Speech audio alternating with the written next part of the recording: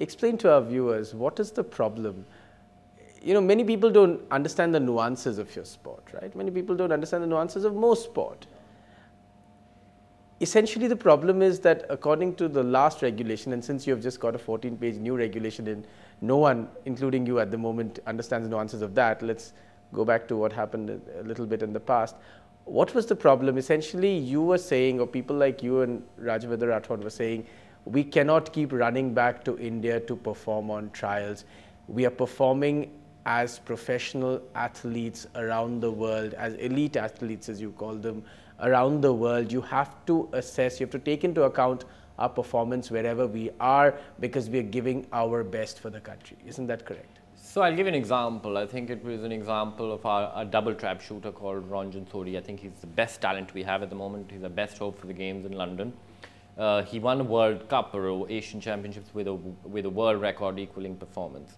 So he goes to a competition and he shoots unbelievable. He wins the world level competition. He comes home and 2 days later he has to go to trials after his world record performance. And 2 days later he has to go to trials and is expected to perform at that same high level, which is impossible. You cannot perform at that high level every day. You're anyways tired and exhausted performing at that high level, and then you're subjected to trials where you really don't want to be, because you've just shot really well. But you have to go to trials because your results at your world record doesn't count. You have to go to trials to make the team for the next competition.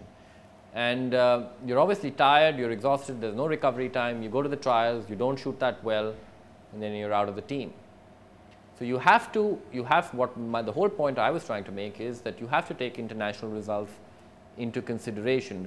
Trials are very good. Trials should be, as I think Rathod said it very rightly, trials should be an opportunity to bring the new generation into the fore, but it should not be the basis to reject your past performers. So it's a fine balance which you have to strike, and you have to take things into consideration. Shooting is a very individual sport, and to succeed, you need individually tailored programs. You have to take the mindset of that individual, of different individuals in concern. You're going to have a small elite group who are your best, and you have to individually tailor make programs for them if you're going to succeed. And only when that is done, when sensitivity is shown towards that, is when we are going to be able to succeed. Otherwise, there's no chance. There's absolutely no chance. When someone like you complains, do you feel that the system listens? Oh, I don't know, but I still talk.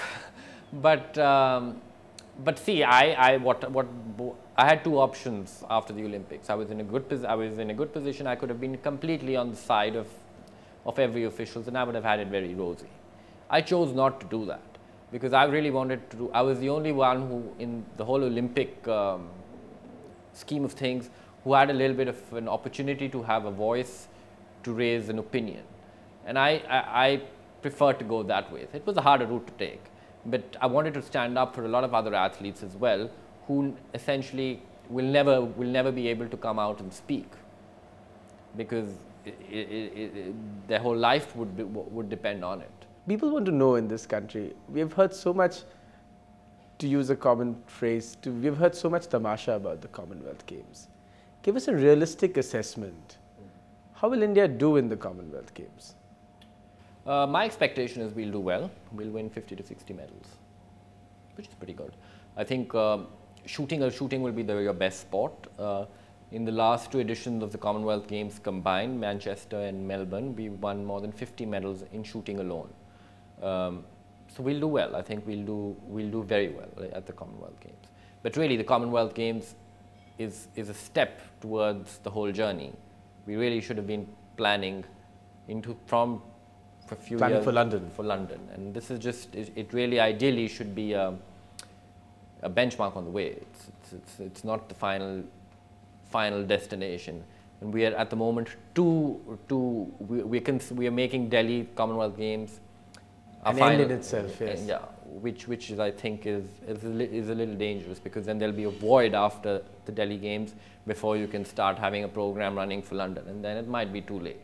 Really, we should have been planning for London, and the Commonwealth Games should have been an opportunity to try out some of the to showcase that talent. But we'll do well. We'll do very well, I think. Then let me, as we come to the end of this interview, let me ask you, if you were to prepare for London, and not you per se, if you were to prepare Indian sport for London, what are the 3 things that we're not doing that we should do? What's the one thing that we're not doing that we should do? Well, number one, yeah, I would have started preparations for the London Olympics 8 years before, 8 to 10 years. And when did we start? I don't know if we started. We probably started with a few athletes, but we don't have a precise program running for a whole lot. Right.